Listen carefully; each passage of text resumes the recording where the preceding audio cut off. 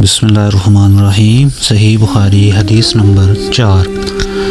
آپ صلی اللہ علیہ وسلم نے وحی کے رک جانے کے زمانے کے حالات بیان فرماتے ہوئے کہا کہ ایک روز میں چلا جا رہا تھا کہ اچانک میں نے آسمان کی طرف ایک آواز سنی اور میں نے اپنا سارا آسمان کی طرف اٹھایا۔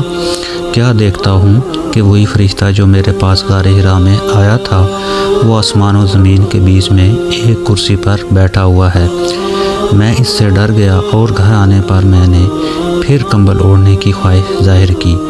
اس وقت اللہ پاک کی طرف سے یہ آیات نازل ہوئیں: اے لحاف اوڑھ کر لیٹنے والے، اٹھ کھڑا ہو اور لوگوں کو عذاب الہی سے ڈرا اور اپنے رب کی بڑائی بیان کر اور اپنے کپڑوں کو پاک صاف رکھ اور گندگی سے دور رہ۔